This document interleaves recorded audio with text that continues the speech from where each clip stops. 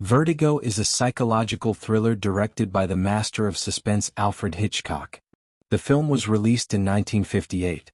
It is titled Vertigo in its original English version and Sur Freud's in the French version. It was co-written by Alec Koppel and Samuel A. Taylor based on the novel D'entre les Morts by Pierre Boileau and Thomas Narcejac, who are also the authors of Les Diaboliques. The film runs for about 128 minutes and was shot in Technicolor in San Francisco. It stars James Stewart in the lead role of John Scotty Ferguson, a tormented private detective. Kim Novak plays a fascinating double role. She is alongside Barbara Bel Geddes and Tom Helmore. A classic of Hollywood cinema, Vertigo explores the depths of amorous obsession and mental manipulation. Its mise-en-scene is virtuoso and has influenced generations of filmmakers, from Brian De Palma to Christopher Nolan. Often cited as one of the greatest films of all time, it holds the first place in the 2012 Sight and Sound poll of the best films. It addresses recurring Hitchcockian themes such as guilt, voyeurism, and fragmented identity. Warning: the following summaries contain progressive spoilers.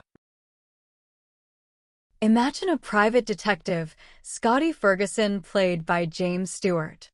He is a retired former cop due to a paralyzing phobia of heights, the famous vertigo that gives the film its title.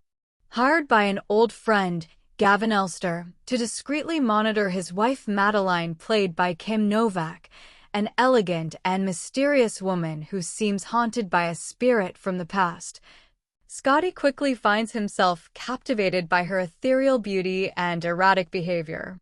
While following her through the misty streets of San Francisco, from the Spanish Mission of San Juan Bautista to the chic boutiques of the upscale neighborhood, a forbidden passion seizes him. This leads him to the edge of an emotional and physical abyss. But when tragedy strikes, Scotty sinks into a destructive obsession to recreate the irreparable. He thus questions the boundary between love and madness. This captivating film is visually hypnotic with its swirling shots and its palette of enchanting greens and blues. It is a poignant portrait of human vulnerability in the face of illusion. For those who know the basics of Hitchcockian cinema, Vertigo unfolds in two symmetrical acts, like a vertigo in a spiral. The first part follows Scotty, who is acrophobic since a trauma during a rooftop chase where he let his partner fall. This sows a latent guilt. He is recruited by Elster to tail Madeline, whose possessions by the spirit of her great-grandmother Carlotta, a suicidal figure from the 19th century, actually mask a Machiavellian plot. Scotty, fascinated by this platinum blonde with haunted green eyes, falls in love. He tries to save her during a fatal fall from the mission tower, an event that leaves him broken and powerless in the face of his vertigo. The second part sees Scotty, in the midst of depression, cross paths with Judy Barton, still played by Kim Novak but as a more down-to-earth redhead. He forces her to transform into a double of Madeline through a ruthless wardrobe and psychological metamorphosis, the famous scene in the hair salon and makeup.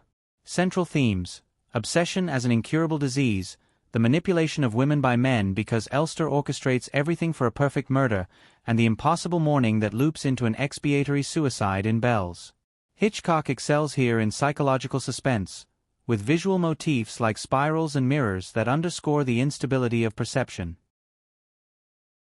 Ah, dear Vertigo addicts, you who have dissected every dolly zoom, that iconic backward zoom invented by Erman Roberts to depict Scotty's vertigo and the first subjective shot that draws the spectator into the abyss. You have analyzed every nuance of Madeline's gray dress or the emerald green of Novak's eyes. Let us return to Vertigo like a poisoned Proustian Madeline, a palimpsest of the Hitchcockian soul where vertigo is not only physical but ontological. Structurally, it is a diptych in echo. Act 1, titled What Scotty Saw, as in Robin Wood's chapter, depicts Scotty's voyeuristic seduction by the constructed femme fatale. Madeline is merely a mannequin for Elster's murder of his real wife, whose body is thrown from the tower while Judy, the complicit mistress, plays the role. It is an explosive revelation in the middle. Act 2, What Scotty Did, reverses into an infernal Pygmalion. Scotty, haunted by the original guilt, the fall of partner Gavin, which is a mirror of the biblical fall, sculpts Judy into a living dead idol. He imposes the pearl gray, the bun a fetishistic symbol of the thieving past. The final revelation sees Judy confess in the elevator of the Empire Hotel, where her room evokes purgatory. This culminates in a deadly spiral. Scotty, freed from his vertigo by the terror of a ghostly nun, forces Judy to replay the fatal scene. He thus purges his fault but condemns her, in a whirlwind of bells and screams that loops back to the initial vertigo. Thematically, it is the apotheosis of the transferable Hitchcockian woman, from Rebecca to Marnie. It is a gendered critique of objectification. Scotty, impotent, Stewart at 50 years old worn out by westerns embodies masculinity in crisis, projects his necrophilic desire onto interchangeable doubles. Novak, imposed by Paramount after Vera Miles' refusal, delivers a bifid performance, ethereal then guilty, which humanizes the puppeteer. Techniques: the chromatographic palette with cold blues for illusion, toxic greens for obsession, inspired by Munch. The helical motifs include staircases, spiral eyes, flowers. Bernard Herrmann's minimalist sound offers a love theme in chromatic spiral, without a heroic leitmotif. The elliptical editing makes the spectator complicit. We see what Scotty sees, but not what he knows. References: echo to Le Roman d'un Tricheur or Psycho with the implicit shower in the tower. Influence on Mulholland Drive by Lynch or Inception. Rewatch it tonight. The fall always starts again.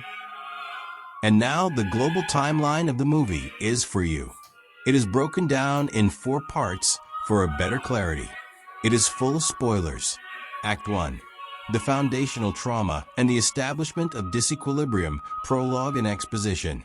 Main events. The film's opening lays the psychoanalytic foundations of the protagonist, Inspector John Scotty Ferguson James Stewart, a San Francisco police officer.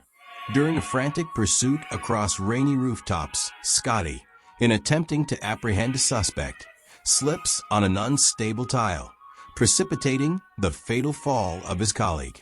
This prologue, condensed into a sequence of approximately 5 minutes, crystallizes the onset of vertigo, a debilitating acrophobia that manifests as spasmodic paralysis during any vertiginous ascent.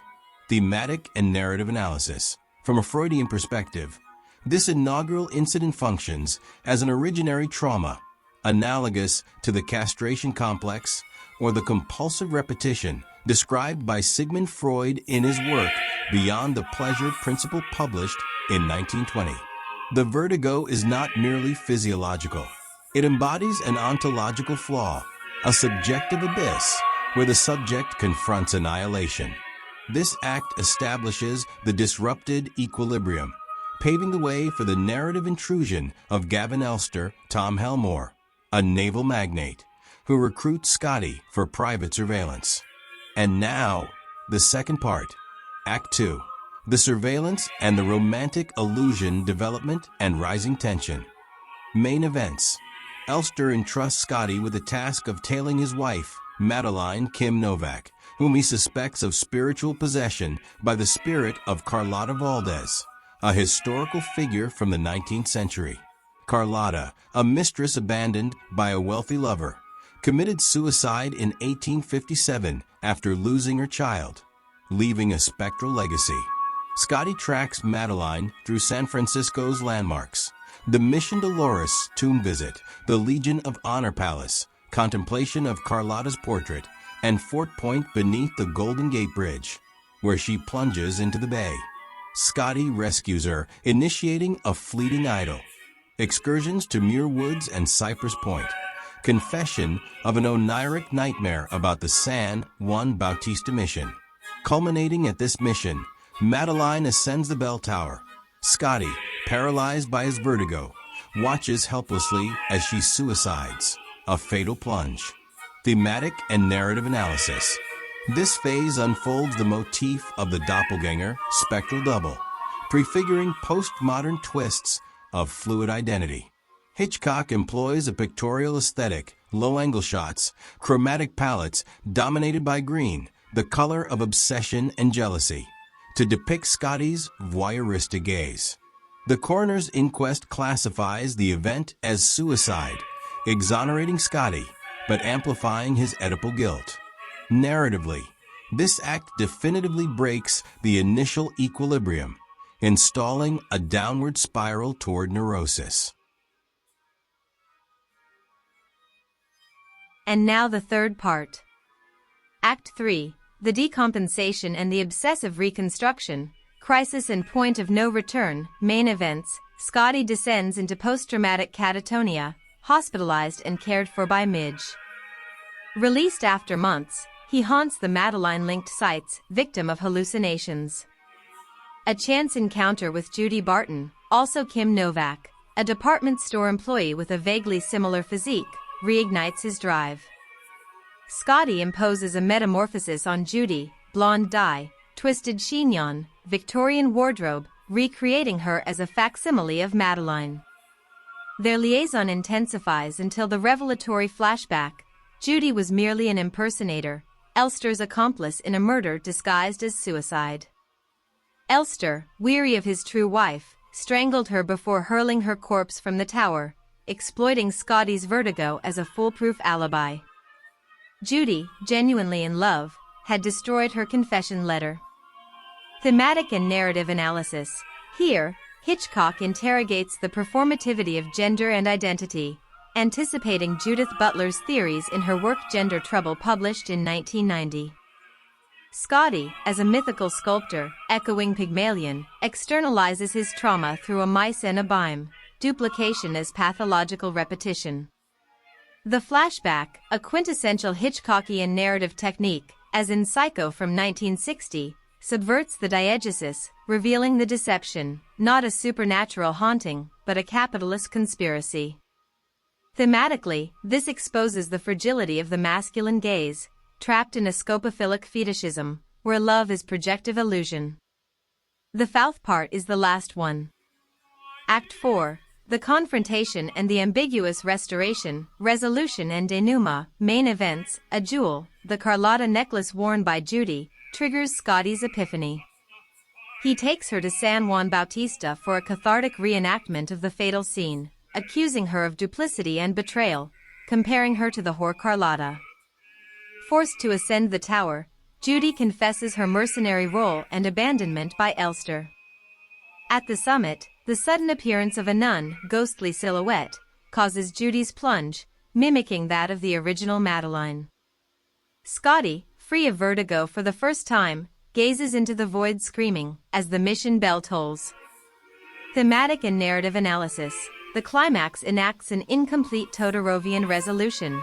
Scotty's physical healing, conquest of the tower, coincides with a deeper moral loss, questioning female agency within the patriarchal gaze. Judy's death, accidental yet inevitable, closes the cycle of repetition, evoking Freud's return of the repressed. Visually, the inverted dolly zoom marks transcendence, yet tolls the knell of lost humanity. Hitchcock concludes on an ethical ambiguity. Does vanquished vertigo liberate, or enslave further?